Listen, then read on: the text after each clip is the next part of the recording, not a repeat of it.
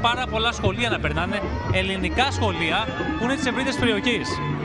Πάρα πολλά σχολεία, όπως βλέπεις η καινούρια γενιά είναι κοντά στον ελληνισμό, πηγαίνουν στα ελληνικά σχολεία, δεν έχουμε πολλά, δεν έχουν μείνει πολλά, αλλά μετά έχουμε άλλα μαθήματα για να μάθουν ελληνικά. Είναι σημαντικό να κρατάμε τη γλώσσα ζωντανή. Η δεύτερη γενιά, η τρίτη γενιά δεν μιλά ελληνικά και προσπαθούν οι εκκλησίες και τα σχολεία, τα ελληνοαμερικάνικα σχολεία, να κρατήσουν ζωντανά τον ελληνισμό και τα ελληνικά, τη γλώσσα. Είναι πολύ σημαντικό. Όπως βλέπεις λοιπόν, τα παιδιά έχουν έρθει και πηγαίνουν στο σχολείο της Αρχιεπισκοπής. Η Αρχιεπισκοπή έχει σχολεία για να μάθουν ελληνικά, για να κρατήσουν το ελληνισμό, να κρατήσουν τη γλώσσα ζωντανή, τα ήθη, τα έθιμα και να γνωρίζουν και άλλους Έλληνες. Βλέπω όντως πάρα πολλά νέα παιδιά και σχολεία που παρελάβουν αυτή τη στιγμή. Το δεύτερο που ήθελα να σας ρωτήσω είναι γιατί ο Ομογενής είναι τόσο κοντά στην εκκλησία. Βλέπουμε πάρα πολλούς παπάδες. Κοίταξε να δεις, η εκκλησία είναι το σημείο που πηγαίνουμε να είμαστε κοντά ο ένας στον άλλον, να ενισχύει τον ελληνισμό στο εξωτερικό. Η εκκλησία είναι το πιο σημαντικό πράγμα για τους Ελληνοαμερικάνους. Είναι το μέρος, είναι κάθε Κυριακή πηγαίνουμε για να δούμε, στη δοξολογία βέβαια, αλλά θέλουμε κι εμείς να είμαστε κοντά σε άλλους Έλληνες.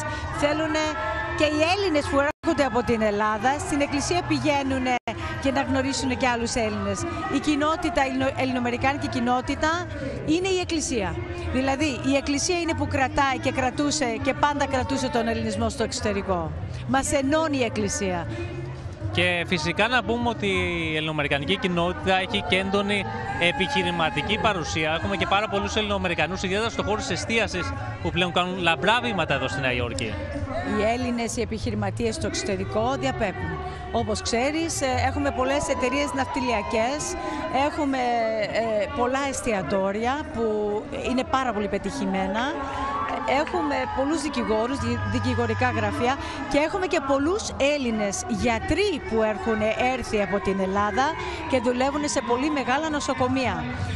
Το κακό είναι ότι φεύγουν από την Ελλάδα, αλλά είναι καλό για αυτούς που έρχονται και κάνουν μια πολύ μεγάλη καριέρα εδώ, σαν γιατροί, σαν δικηγόροι και σαν επιχειρηματίες. Και βέβαια πρέπει να πούμε ότι είναι πολλοί Ελληνοαμερικάνοι που ασχολούνται με το ελληνικό λόμπι, το λεγόμενο Hellenic Caucus, που είναι στο Κογκρέσο και πολεμάνε τα εθνικά μας θέματα. Είδαμε όντως και πάρα πολλούς και Αμερικανούς βουλευτές και γερουσιαστές που βρίσκονταν σήμερα εδώ και έδωσαν το παρόν. Αυτό που